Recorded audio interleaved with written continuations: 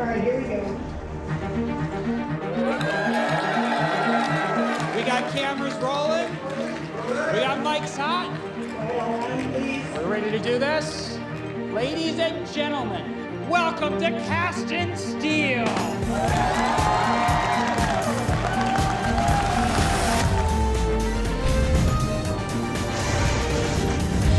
Cast in Steel, the competition where minds That's our best bet to get a decent blade.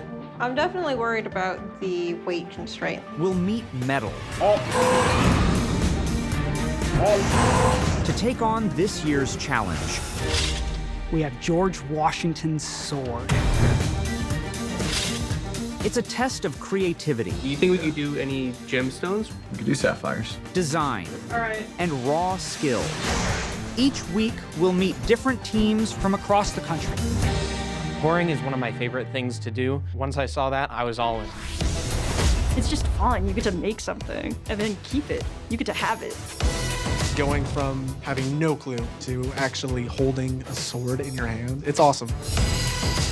As they're challenged to design, cast, and ultimately put their creations to the test. Fighting through a grueling qualifying round, hoping their sword won't break.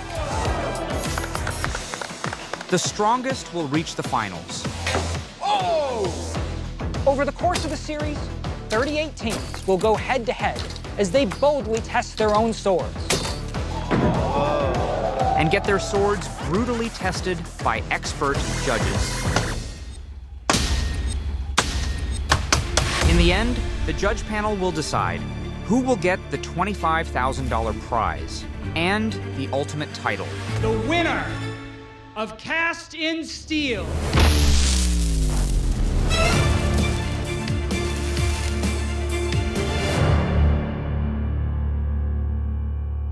Every year, the Steel Founders Society of America, the group behind the competition, come up with a new casting challenge.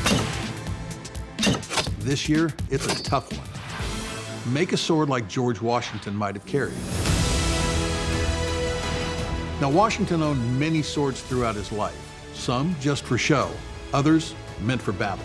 And this competition will highlight each team's ingenuity in recreating one of these swords.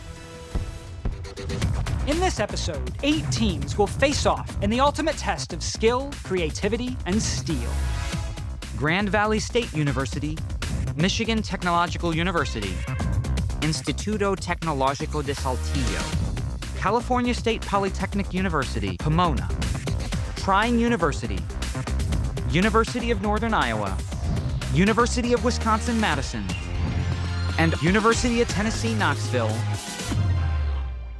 Our quest to find the best cast sword takes us to Michigan Tech. I started filing it and save the rest of it. Okay, one senior design. And then Wesley was primarily just scribbling. we might need to open up an order form for this because I think a lot of people are going to this mug. Oh yeah, that is such a good mug.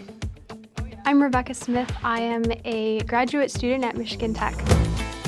And I am studying material science and engineering. I am part of the cast and steel team, the steel-toed boots. My dad is also a material scientist. He's actually a metallurgist, which is basically working with metals, but that didn't have much of an influence on me. I knew that I wanted to do engineering. I enjoyed science and math, and so that was something that I focused a lot on in school. And so I was like, okay, I enjoy engineering, now what flavor? Once I started taking classes, I fell in love with metallurgy. So kind of like, my dad is a metallurgist and he's in material science, but my path to get to the same spot was kind of separate, which is kind of funny. But first time that I saw molten iron getting poured was when a company came up to Michigan Tech to demo casting, get students interested. I volunteered to help and I saw the molten iron and I got to see it like getting poured and then solidifying, and that was just, whoa, this is so much bigger and cooler than I thought it was. And then from there, I proceeded to like have internships in melt shops in the steel industry, and so that was even bigger. From the first time I saw molten metal, I was in love. To watch how something that's just like a material can be formed into a part or a product that's used every day. Such a new and amazing thing to see. My name is Maddie Kehoe. I'm a third-year material science engineering major at Michigan Tech. I was always the type of person who liked hands-on chemistry experiences in high school. And then I got interested in material science from participating in a summer youth program. It was a summer camp at Michigan Tech, and there I got exposed to casting in this activity where we got to create our own design, and we got to watch the foundry pour aluminum do it. And I thought it was really cool and maybe something that I could do in the future. I feel cool when I'm wearing my steel-toed boots and all my PPE that I need. I feel powerful when I get the chance to pour metal or work with some of these tools, because it's not something that everyone does. Cast and Steel gave us some requirements for at least recreating rather than creating a brand new sword that we think. Yeah. I got involved in the Cast and Steel competition last year with a different team, but I really wanted to get a chance to do it again. I'm interested in building my leadership and teamwork abilities. Here's the swords that I was looking at, the Bailey Silver and Ivory Hilted Cuttoe. I think the detailing on the handle is really cool. It's really nice blade. It looks like it would be fairly castable. I've always been really interested in how things are made. I'm Chris Eater. I'm a third-year material science student at Michigan Technological University, and I'm a part of Steel-Toed Boots. Originally started out playing around with Play-Doh and baking with my grandparents and parents, doing things. It was like, I forget to add the butter in. What does that do? Made plenty of those types of fun experiments. But I did not know material science really existed as a major till I came up to Tech for a tour. I just came in as a general engineering major. Wasn't sure what I wanted to do, but once they put the list of, hey, these are the different options of engineers that we have, I honed right in on material science, like, ooh, that's really cool. Just learning about how to make different materials and how they're used. More and more as I looked into it, it just kind of spoke to me as like, ooh, this is what I want to do with the rest of my life. This is my second year on a cast and steel team. Michigan Tech is up. Go! Myself and Maddie, we were part of the Alloy Artisans, which is the team that Michigan Tech put on last year with the Halligan bar competition. I know I want to work with steel in the future or some sort of metal. So I am really excited to just participate in this, and I can't wait to see how we do.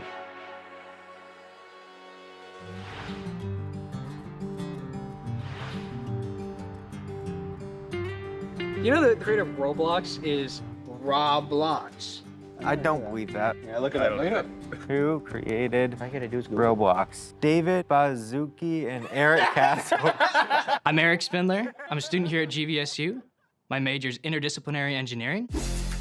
I'm part of the Great Lakes Tea Tossers, and we're here to crush some competition. Neither of my parents are into engineering, but my father is an electrician. He became a jack of all trades. He just knows everything, right? Or he can figure everything out. I took a lot from him when we were growing up. It was never take the car to the mechanic, it's broken. It's there's a YouTube video, we're gonna figure this out. I bought the part. With engineering, it kind of gives me a more structured path than what he had, which was trial by fire. This is my third year competing. The first year was the African spear. And we did Halligan bar. One of the things that I really learned is that if you get a group of engineers together, we work well under pressure and under a time crunch. Oh, Mr. President, what are we making this year? We are making George Washington's sword. I am the president of the club. As I graduate soon, this will be my last year competing in the cast and steel competition. Every year, it's been both a difficult, fun, and a learning experience. So, just wicked cool. Which one are we kind of gravitating towards? I really like the Cuttoes. I think they're a hardy sword. I got very interested in engineering work because my family had kind of been in manufacturing, my grandpa and my dad specifically, and I just kind of started wanting to do what they want to do. In high school, I learned how to machine, I learned how to use CAD modeling software, and just kind of fell in love with that and just decided to pursue it right out of high school. Hit it. So I am roommates with Eric. Eric and I were randomly assigned roommates back when we started here at Grand Valley. We became friends very quickly. We pick on each other from time to time, keep each other in line is probably the best way of putting it. I don't know, how would that be in like performance? I mean, it looks almost decorative. Nathan and I have been roommates both at school and at his house. His parents have housed me during work semesters. They referred to me as the basement dweller. I could not have asked for a better person to get matched with, and I'm very happy it turned out the way it did. Me, Nate, and Rock all started the competition the same year. We're kind of the three that's still around from that group. We got handed the reins and said, go figure it out. You guys got this. So, what are you guys' thoughts on video for this year? I am the first engineer that I know of in my family. My dad was an English professor and my mom was an art teacher. Our house was very humanities oriented. I was never good at math. I was a 5th grader who didn't know how to multiply. I was 2 years behind in mathematics. Now luckily, I was homeschooled, and so I worked hard every summer to catch up in math. And by the time I hit my senior year of high school, I was taking calculus. All of a sudden, everything made sense. My grandpa was a machinist, and so are a lot of my uncles. So I feel that connection, but none of that was natural in my family. Engineering to them is completely foreign. The first time I ever saw a big pour was my first year with the casting club. Just seeing these guys running up and down along these ginormous furnaces with these big old rafters holding their crucibles, and then they just start pouring the steel. It was amazing. I'd never seen anything like it. It flows quicker than water. It's insane. It's just this bright beam of light. And then when it's done, it all sparks out the top, which is really cool. Once I saw that, I was like, oh yeah, steel's fun. Rock, you've always been a really good video guy. I mean, I trust your gut on this stuff. I mean, do you have any ideas? The only thing I've been thinking of is that it'd be cool to get like period clothing. So we get like tricorn hats and powdered wigs, and that could be kind of cool. That'd be awesome. What if we put on some outer like wigs and we made it look like a modern day newscasting? I think that could be pretty fun. I like that. If I were to win this year, it would be a spectacular achievement, especially my last year here. I think it'd be really awesome to go out on a high note. We do have to worry about like the intricacy of these because we are on a time constraint here. In the past, we've had a few setbacks, some timing stuff, things maybe just weren't moving fast enough. So there's been times where we've been pushing very hard and very quickly to get stuff done. So this year does make me a little bit nervous because the competition pressure is just unreal. Hey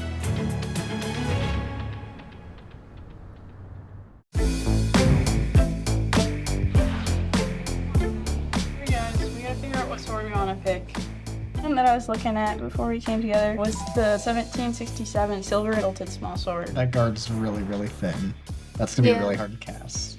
This year's challenge was to make a replica of George Washington's sword, or to make kind of your own custom model that you think you would like. As you can see here, here's some info about the Bailey Silver and Ivory Hilted Cuttoe.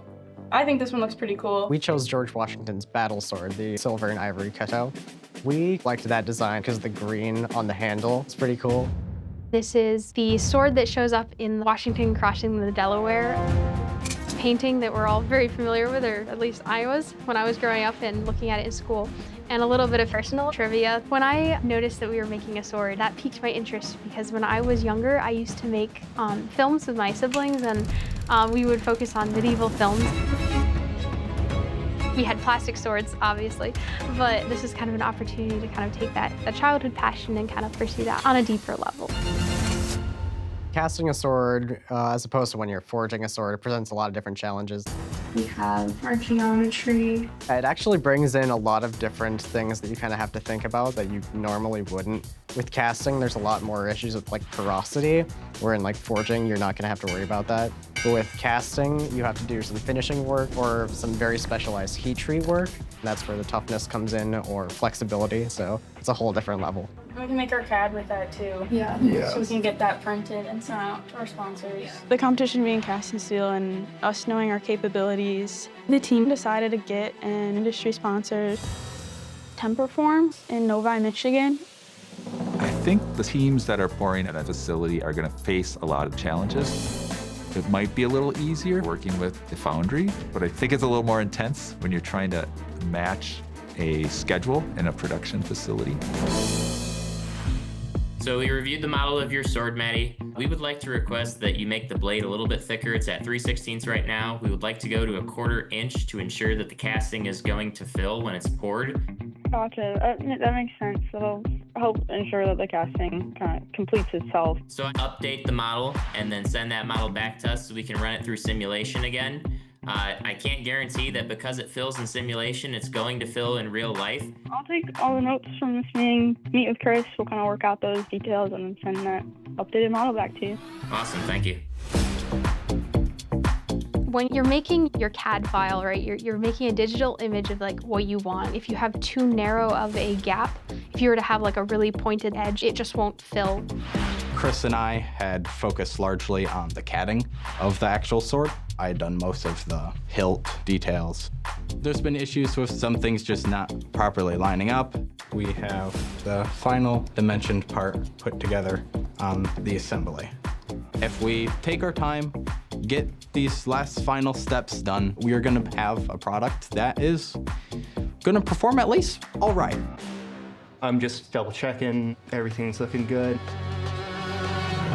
So we reviewed your model. We've got a pretty solid sword at this point, and I feel a lot better. So we are about ready to go ahead and get these things poured. That sounds great. We've been making castings in sand molds for 4,000 years.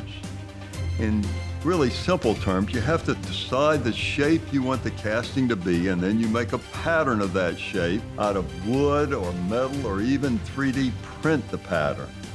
Then you put the pattern in a box and pack sand around it.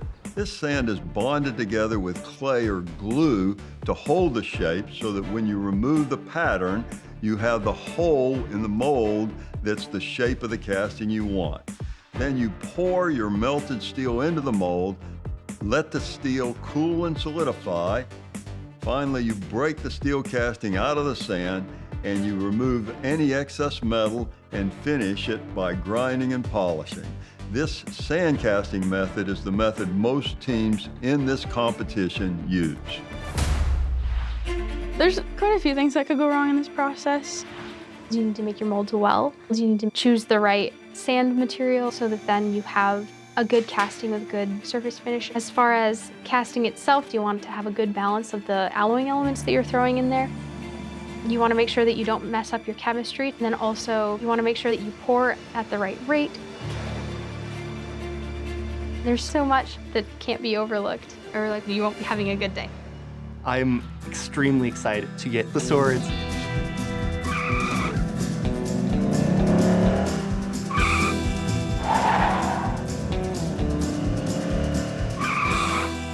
Alrighty, let's see our swords. All right. See 1, 2, and a final one. These two look really nice. They came out Looks like this one. 2 swords out of the 4 poured pretty decently. These two didn't fill properly. Yeah, but those will be good test swords for figuring out our grinding practices. Yeah. We are inexperienced with grinding. I'm worried that we're gonna grind too deep. But of course, there's plenty of other things that could go wrong. I'm hoping that there's no catastrophic failures, or as we grind, we find a crack inside of it. So it's scary thinking about it, because I know I want to work with metals as my career, so I want to show off that I'm able to do this.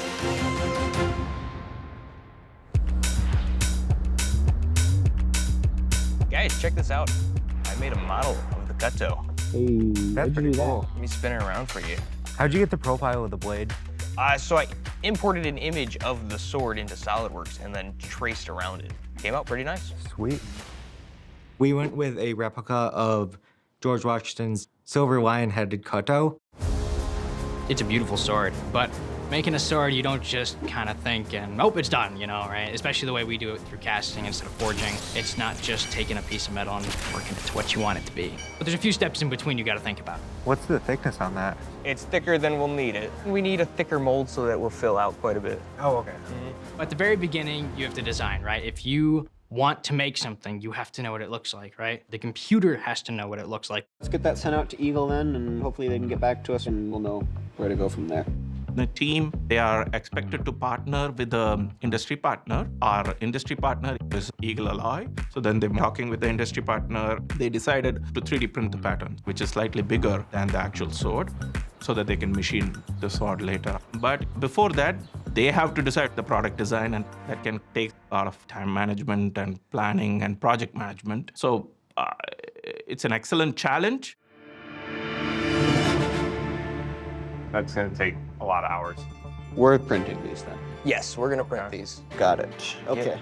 We are running a little bit late. We are really close to the wire. That's a lot different. Yeah, no, there's been a few changes. I think our biggest issue is that we've had problems where our schedules weren't lining up with each other, so we kind of got really behind with design work. We finalized our design finally. It took much longer than we expected it to take. Now we have 3 weeks. We don't have anything in our hands yet. We really need something in our hands, but we finally figured out when we can pour. Now we're getting it together. Today, we're at our industry partner, Eagle Alloy, over in Muskegon, Michigan. As the freshman on the team, I feel like I'm just kind of soaking up information. I don't really know a lot, and I don't have certain skills that the other guys have, but Cast and Steel is a really great competition. It teaches a lot of these major parts that I'm actually learning right now in a lot of my courses. But there's about 1 million things that could go wrong. Times where you see a failure or something happen, you know, things like mold making is a big one. Things can go wrong in every step of the way, but any sort of setback could be extremely detrimental because time crunch is definitely a thing right now. When you pour it, you can have molds open up on you. The speed at which you pour in is super important. You can have really bad porosity if things go pretty wrong. The pours ended up being fine. We got good pours. Eagle got them to us by the next day, so we had them and we started milling almost immediately.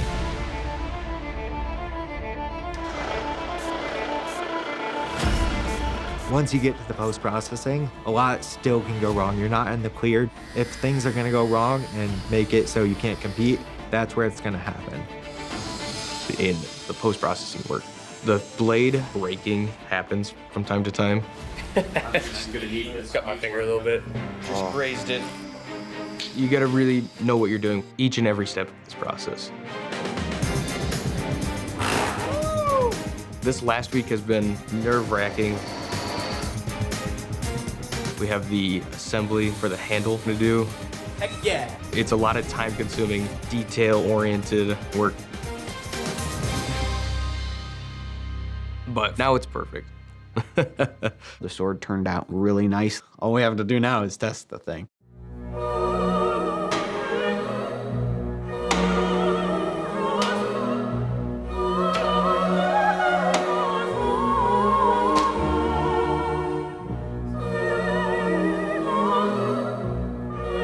Yeah, there's a little crack right on the edge of the blade. You can feel it with your fingernail. Oh, it even comes out on the side. Right. So it's the whole width of the blade, which is unfortunate. It's rough to see something you put so much work into have a problem. It's too late to weld it, because then we'd have to redo the heat treat. Yes, of course, it's not the ideal thing, but even with the issues the sword has, I think it's a good sword. Nothing we can do about it now.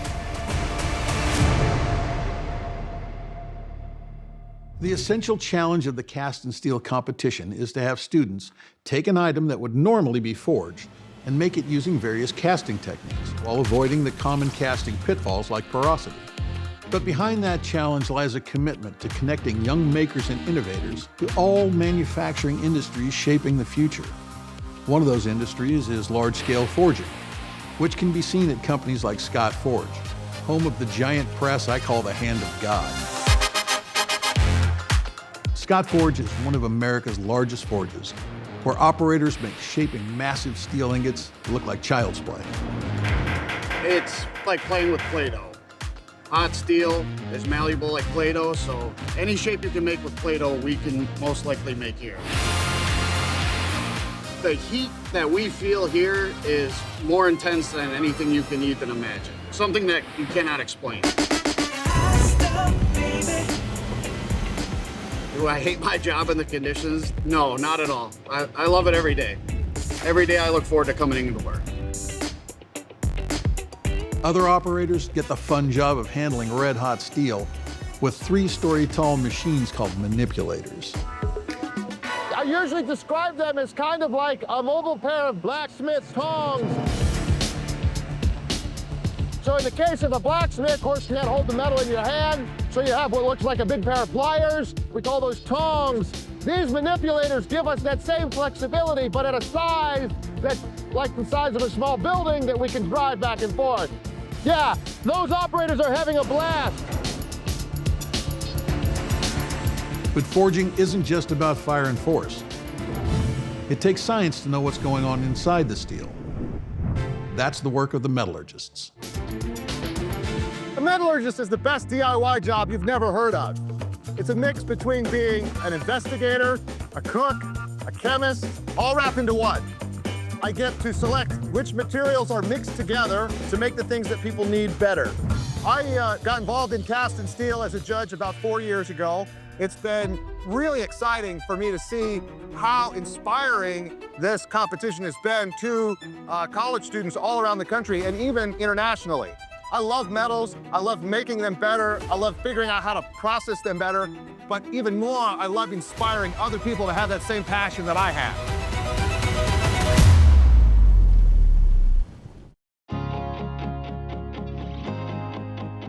On our way to the airport, headed to Atlanta. Yeah, to cast and steel. Let's go.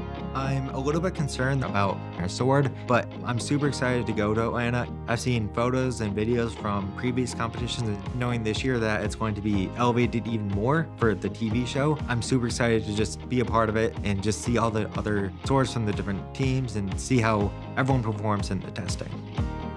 We were able to get all the final touches done. I'm confident that our sword will be able to survive anything they throw at us. Ladies and gentlemen, welcome to Cast and Steel. First, it is my pleasure to introduce our judges. In her first time judging Cast and Steel, our MIT metallurgist, Melissa Martinez. Next up, the CEO of Steam Extreme, Philip Harrison. Next, a man who needs no introduction, Dave Baker, the weapons maker. And finally, someone who's been a bladesmith, blacksmith, jeweler, and metal artist for 4 decades, Ben Abbott.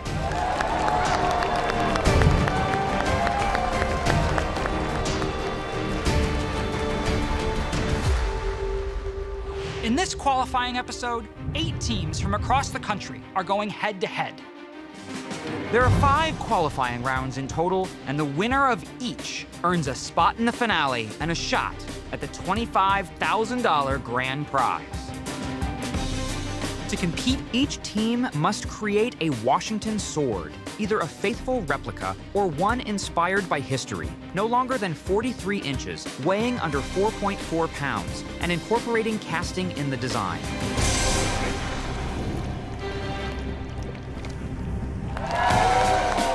During the competition, blades will be put to the test, first by the students, and then by the judges. Yeah. The first student test is a stab and slash through a canvas bag filled with rice, designed to test the sharp edge of the blade. A clean pierce and slice show precision and sharpness. For the second student test, each team gets 5 swings to cut clean through a cherry wood dowel. Performance testing is only one part of the equation. Teams are also scored by additional judges on their technical reports, for their project videos, which document the entire building process, often with a few creative flourishes. All of it adds up to one overall score, but there's one hard rule. If your sword breaks, you're out. Cast in Steel starts now. Coming up first, it's Grand Valley State, the Great Lakes Tea Tossers. And you brought yours. Now that's the spirit of cast and steel that I love. Teams like this that are all in. I like them already. And this team is really bringing style with their antler handle and color on that guard. Tester number 1, please take the stage. Just seeing these tests, especially to the wood, I'm really scared. Yeah, there's a little crack right on the edge of the blade. The sword could snap, and that's honestly just terrifying.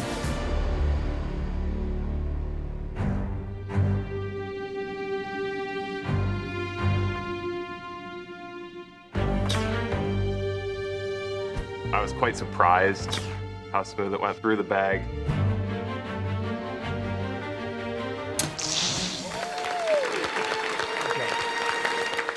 For the slice, I barely even felt that there was anything there. It felt really, really sharp. But I'm a little concerned with this second test that could induce some stress fractures or something of that nature. That's probably the thing I'm most concerned about right now. Tester number 2, please take the stage. There's always the possibility that during testing, we might accidentally break the sword, but at the same time, I do have faith that the sword will do some real damage.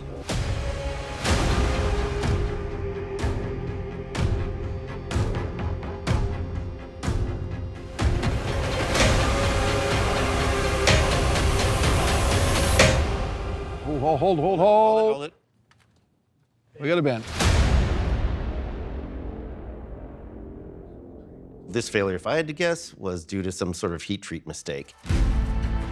Either not heating into the metal hot enough when they went to quench it, or they over-tempered it. It is a little disappointing when your sword fails. This will be my last year, so I just wanted to go on a high note. But we hope some more people will be joining and be here next year to represent. I think the best takeaway is what we can learn from it. Good to see you, George. I speak for our entire team when I say we are so thrilled to be here. It has been a ton of fun. Grand Valley State had their hopes dashed right out of the gate. But for the rest of the teams, this round is just getting started. With its copper handle and distinctive shape, IT Saltillo brings a striking sword.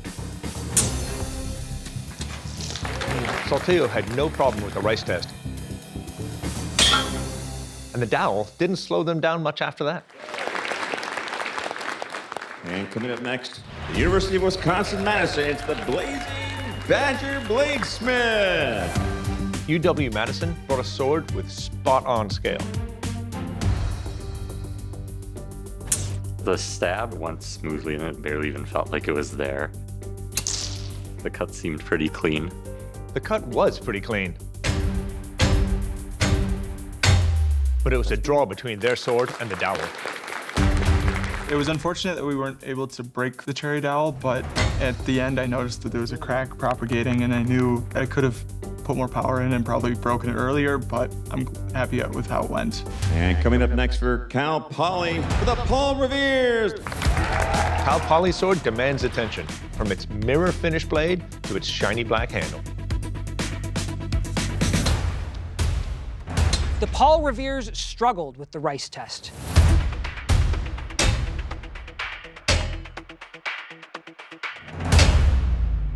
But with the dowel, their sword at least lived to fight another round. And coming up next, John and Joe will be testing for University of Northern Iowa's UNI Metal Casters. University of Northern Iowa's sword is a beast that promises to get the job done. It looked less than promising on the rice bag, but its performance on the dowel proved it's a contender after all. Coming up next from University of Tennessee, Knoxville, Sword Washingtons. Tennessee Knoxville sword looks light, and its handle looks really comfortable. I was definitely nervous coming up to it. I was like, oh man, I shouldn't have volunteered myself for this. But I went up there and I felt that sword in my hand. And I was like, man, this is cool. There you go.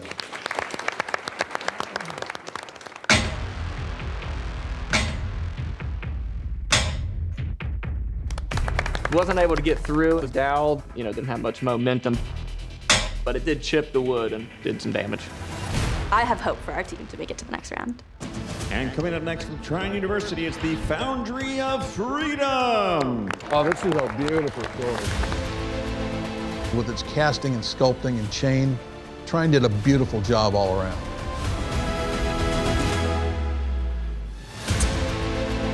All right.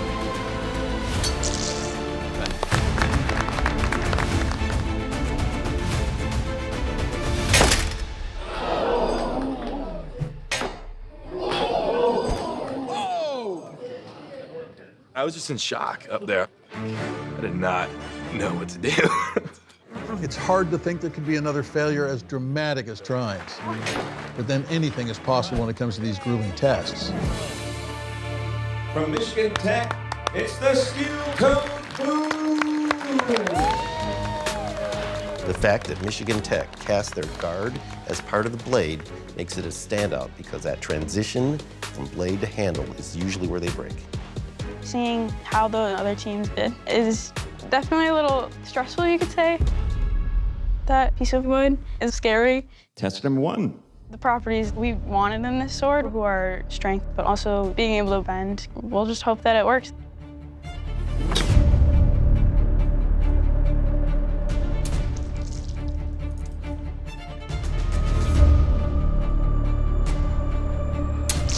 The sword stabbed through the bag well, but the fact that it couldn't slice through the bag, instead just pushed it around, really shows me that that blade doesn't have a sharp edge.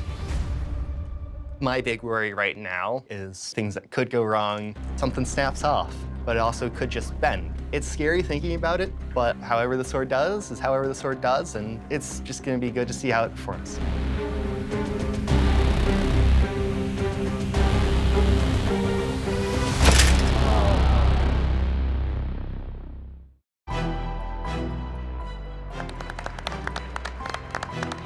I haven't seen other swords being tested break, so I'm slightly worried that we're gonna do the same.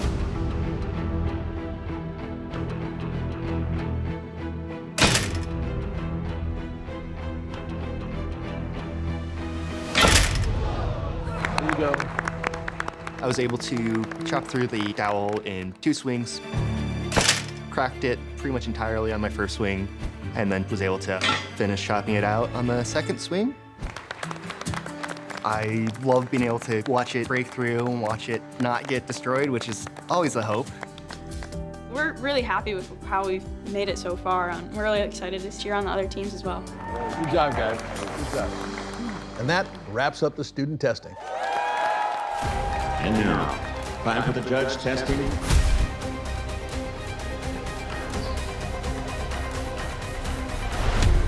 Only 2 teams didn't make it through the student testing, leaving 6 teams still in contention and ready to be tested by our judges. And now our judges will be testing for University of Wisconsin-Madison, their Blazing Badger Bladesmiths. Ben, please take the stage. We intentionally made our sword lighter so that it would be easier to wield, but also try and maintain the same amount of strength and sharpness. First up, the carpet test. It's another slash and stab challenge, but this time the target is thick carpet.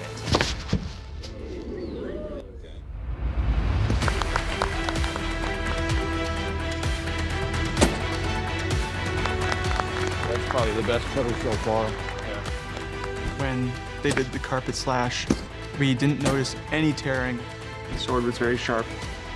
For the second judge test, we're cutting through a coconut to see how strong the blade is. This test is all about edge toughness. Will the sword cleave the coconut cleanly, or will the blade break under pressure?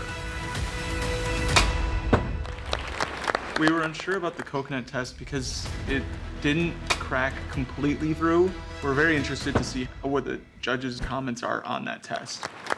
And now our judges will be testing for Cal Poly Pomona's The Paul Revere's The Broncos Are Coming! Cal Poly's blade wasn't sharp enough for a nice, clean cut.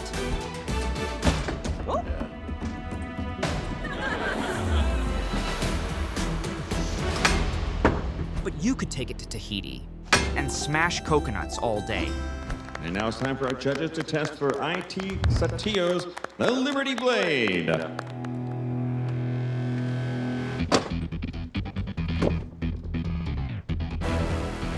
heavy. This sword is on the heavy side, which definitely affects how it handles, which is a factor in our judging.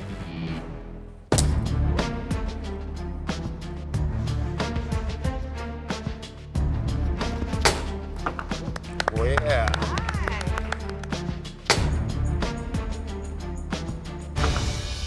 Testing for University of Northern Iowa. Ben, please take the stage.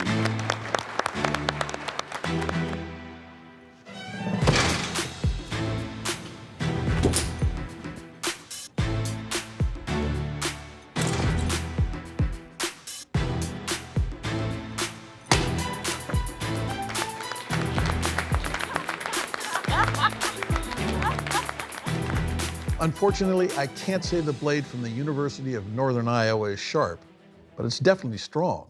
It just means I look like a little pepper. Now our judges testing for University of Tennessee, Knoxville's The Sword Washingtons. We're very concerned that since we had not reinforced that edge very well, that we would have trouble cutting anything. Dave Baker went up the carpet, went and cut through. Not all the way, it was a bit jagged. We were quite proud that it went at all. There you go. We found the sweet spot. And Philip went at it from the top down. It was a nice, clean slice through, didn't disturb the hanging. We thought that was a good demonstration of how sharp our sword was. For the coconut, the slice was like nice, clean halves. The water went out. It was really impressive, and I was very proud of that. And now it's Ben, testing for Michigan Tech's the steel-toed boots. Starting this judges test, I'm excited, but a bit nervous. First test I did was slicing through part of the carpet, which went wonderful. They were able to cut pretty far into it. All right. It's something. It did cut fairly deep, not all the way through, unfortunately. Next is chopping a coconut in half, which, if there's any porosity, it's just gonna break at that point.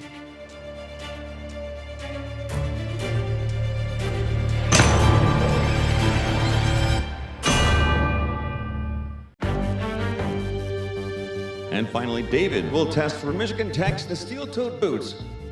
The final test is chopping a coconut in half. I'm worried about our sword snapping.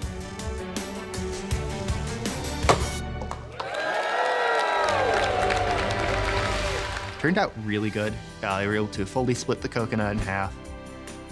After seeing the other team's swords, it'll be really exciting to find out if we move on or not. Now it's time for the judges' real work, determining which one of the remaining teams should advance to the finals. Because the winner is decided by everything from the testing performance to their technical reports, the judges for all assessment categories will give their thoughts. This was a super competitive round. I don't know how you guys are going to decide this. 6 out of 8 swords passed the testing without failing. Michigan Technological University, Instituto Tecnológico de Saltillo, University of Wisconsin-Madison, California State Polytechnic University, Pomona, University of Northern Iowa, and University of Tennessee, Knoxville. What do you think? Ironically enough, again, one of our favorite castings didn't survive. This was by far my favorite. Yeah. Great detail on the pommel and the guard. It was a beautiful blade. The fit, the finish, the handle, the comfort, everything about this, the scale is just spot on. Best replica as well. It was tragic to see it break the way it did. How about the swords that survived? Like Saltillo. The sword is pretty heavy. It smashed the heck out of the coconut, and it obviously stood up, but it was very heavy to wield, and the handle was kind of big, and I think bit your hand, right? Yeah, it was a little bit sharp here on these edges. Go ahead. And a little loose. What about the sword from the Paul Revere's? This one was heavy, but it cut okay. I mean, it cut okay. Beautiful, beautiful work. Nice polish. Amazing. Next, Wisconsin-Madison, From my point of view, it's one of the few swords that has a really nice distal taper on it. And as a maker, that's one of those things that puts the balance of the sword right where you want it. How about the sword from Michigan Tech? This one for me was more difficult to swing. But I like the fact that they did an integral pour, so their guard is part of the blade. And finally, Tennessee Knoxville. The Tennessee sword is the lightest one we have here. It was under 2 pounds. You could really whip it around. And I like the way to see the schools put the color of their school in there with the orange handle. It might not be authentic, but it's the school spirit. It's very impressive. One thing to note, swords are typically forged products. To cast something as long and thin as this, whether it's sand or investing, is really a testament to the challenge and the hard work that all the students put in. Well, I'm not hearing a lot of consensus here. You guys been able to reach a decision? I think I've kind of reached some kind of decision. We've narrowed it down at least. I'd say this is a much tougher round to decide. I mean, we're going to have to think a little bit more about this. There might be some blood spilled. May I please have to the stage the steel-toed boots. Going into this, we were kind of just excited to see that our finished product didn't break, but it would be cool to win. I mean, I think our chances are pretty decent. The weight of our sword is an advantage we have over other teams, and it performed very well on all the sharpness tests. I think we have a pretty good chance, factoring in how our report and our video went. We did a really great job on those. This was an extremely competitive round. Our judges were unable to make a decision. So from this round, 2 teams will be moving forward to the finals. It was so hard to choose that we took advantage of one of the special rules of this competition to finally come to a decision. The first team moving to the finals and eligible for the $25,000 top prize is the Blazing Badger Bladesmiths. When they said 2 teams, I don't know, I figured, well, that means their chances are doubled, right? And then they told us first. Super excited. Yes, super excited. Oh, yeah. And the second team advancing to the finals is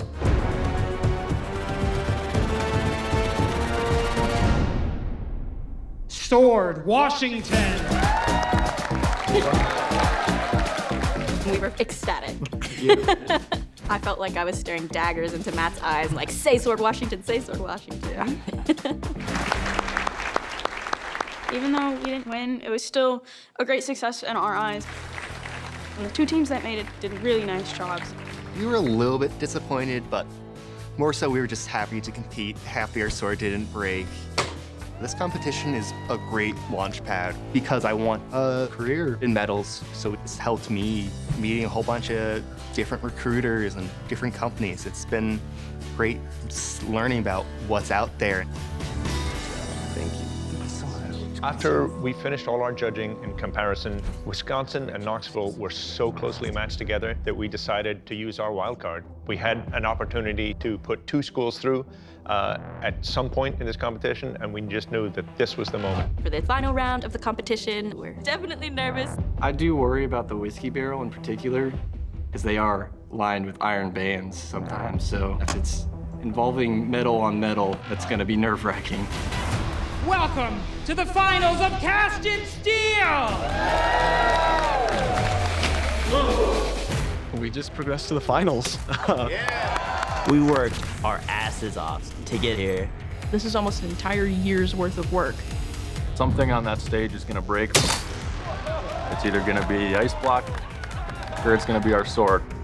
I'm scared of the test on the barrel. They're really hitting that barrel super hard.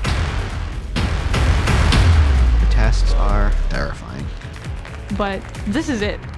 Now, there's no going back. The winner of Cast in Steel and the $25,000 top prize is